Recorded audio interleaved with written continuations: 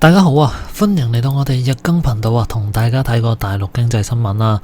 大陸啊，一線城市咧，廣州啊，竟然開始要推房票喎。咁我哋一齊睇下呢個房票到底係啲乜嘢嚟啦。咁根據中國新聞週刊28號嘅報導啊，第4屆廣州市規劃委員會地區規劃專業委員會第14次嘅會議喺24號審議通過2項嘅規劃啊，提出去到2035年累計推進城市更新大約係300平方公里，其中最引人注意嘅就係提出優化成本核算同偵測標準，去探索房票安置政策機制啊，係要拓寬城中村改造資金、支持管道等等嘅策略啦。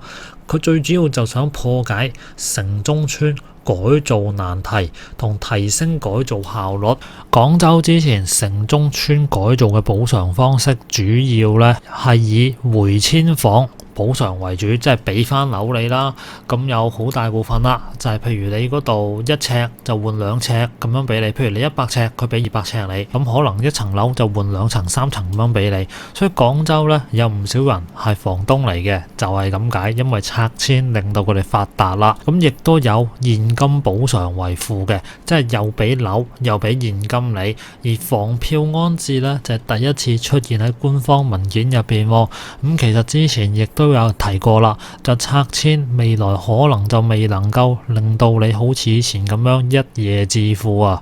而房票安置就係指將嗰啲俾人徵收咗嘅房屋安置補償權益進行貨幣量化之後，徵收人就出具被徵收人購買房屋嘅結算憑證。被徵收嘅人即係拆遷戶咧，可以自行向參與房票安置工作嘅房企購買商品房，直接用房票結算啊。咁呢度大家睇唔睇得明呢？咁我簡單幾句同大家解釋一下啦。佢原文就係咁樣講啦。咁其實咧，我自己認為呢一個房票安置咧，好大機會就係用嚟救大陸嘅樓市啊。你冇人買樓啦，呢個好明顯噶啦，買唔起，或者係冇信心買，咁所以而家呢，佢就用一個拆遷嘅動作，然後咁樣俾呢啲房票你，等於係國家呢同你買咗你哋嘅樓。哇，咁樣都俾你諗得出嚟喎，咁一舉兩得喎。點樣一舉兩得呢？一，加快拆遷同都更，咁啊救埋嗰班都更公司。第二啦，呢啲咁樣嘅房票呢，我直接一嘢就俾咗呢個房企，等於其實成件事呢，係大陸冇真金白銀攞過太多錢出嚟，甚至乎房企賣嘅樓俾到國家係有一個好大嘅折扣喺度㗎，但係個房票上邊個價格又唔係個折扣價啊嘛。咁即係話呢一啲平價嘅樓係冇流到出市場，而係去咗呢一班拆遷戶手上邊啦。但係亦都有一個問題喎，呢個問題如果咁樣講落去就搞笑啦。咁啊拆遷好多人呢，其實係靠會發達嘅，但係如果出現呢個房票嘅話，我咁啱咁唔好彩買中呢一個爛尾樓，咁點算啊？會唔會求助無門㗎？咁當然啦，如果國家係俾得出嚟指定嗰啲房企去做呢啲商品房嘅話，我諗應該就唔夠膽去做爛尾嘅，想死咩？咁大個許家印俾你睇住。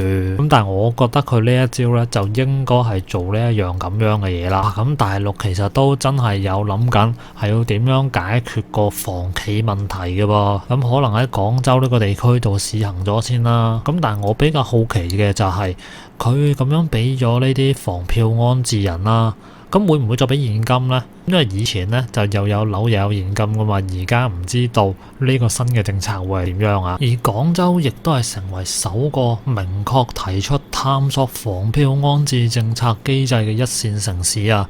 咁我認為呢，廣州試行係成功嘅話，係會推行落去嘅。咁可能會推埋去3、4線城市。如果係咁樣做落去嘅話呢，咁可能順手救埋碧桂園呢。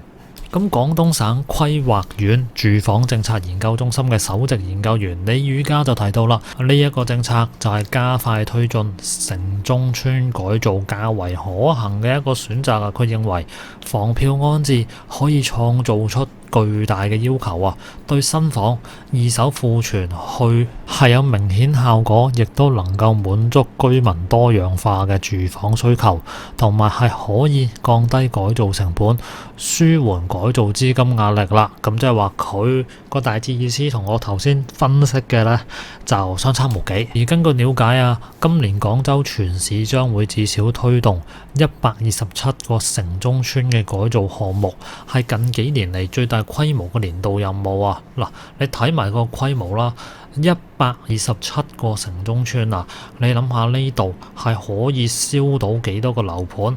你城中村唔會得10幾戶啦，咁可能有幾十戶啦。然後你一個戶可能你補翻2層樓俾佢，哇！咁一下子呢就可以幫到呢啲咁樣嘅房企唔少啊，而且係名正言順係可以泵錢落去，因為咧呢個原本就係佢哋嘅預算嚟嘅，咁只不過呢係個拆遷款我唔俾人啦，我俾咗啲房企啦，你嗱嗱聲同我起樓搞掂呢班友仔去啦，即係如果係咁樣嘅話。咁有部分嘅房企叫頂得順啦。咁如果根據前邊2個專項規劃文件內容呢，去到2035年啊，廣州推進城中村全面或者混合改造嘅專案有165個，其中全面改造150個，混合改造15個，主要都係集中喺中心城區啦。而且城中村改造嘅投入資金好大啊！呢啲房票政策係有助減輕資金壓力，因為採用房票安置就唔使支付拆遷安置費用或者係建回安置房啦。即係話呢，俾咗房票你，我就唔會俾錢你啦。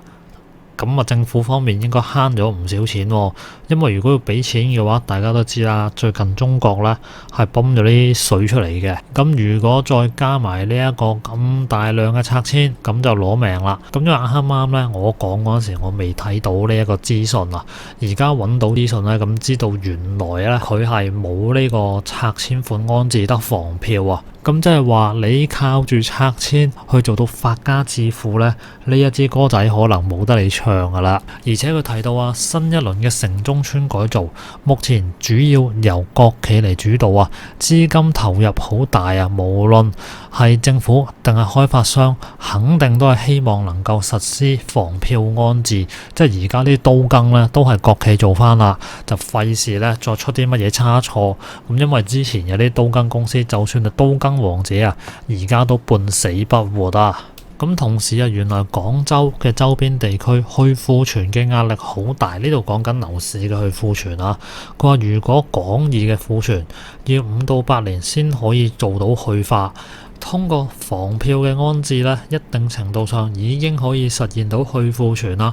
不過強調啊，房票安置唔係強制每個專案都要實施嘅，應該就要將佢理解成為拆遷安置補償嘅一種方式，俾呢啲拆遷戶啊多一種嘅選擇啊。而且佢哋啊仲建議將二手嘅住房納入呢啲房票安置嘅範疇啊。佢提到啦，如果二手樓唔納入其中，咁樣房票安置嘅房源呢，就非常之有限，好難達到效果啦。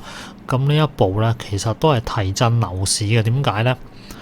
如果我二手樓攞咗出嚟俾你做呢啲咁樣嘅動作啦嚇，咁你會俾翻錢我噶嘛？我買一層樓出去啊嘛，咁嘅話我就可以攞住我層二手樓賣咗俾你嘅錢去買新樓啊。其實成個呢係一個推動樓市嘅政策嚟嘅，我睇係。咁呢一種可以睇得上係叫做特殊嘅去貨幣安置方式。咁佢哋啲研究院就講到啦，相較於直接貨幣補償呢一個政策，係有助於鎖定購房需求喺本地釋放，同埋一定程度上緩解咗地方政府短期財政集中支出嘅壓力。而根據了解啊，喺2015年啊，就有城市喺棚戶區改造拆遷安置入邊推出房票制度噶啦。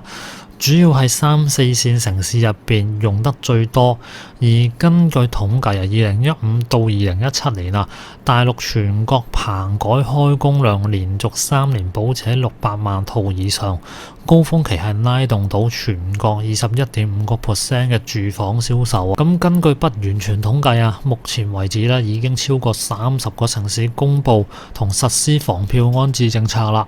除咗鄭州、南京之外，仲有江西省會南昌、雲南省會昆明、貴州省會貴陽同廈門、無錫、溫州呢啲城市啦。咁佢呢招都真係絕啊！原來咧可以連續3年保持喺600萬套以上啊！即係佢呢個政策如果成功推行嘅話，係一舉兩得噶，解決咗都更啦，咁我拆遷搞掂啦，咁我用少咗錢啦，咁同時亦都推動到呢啲嘅地產商等佢哋賣得到樓。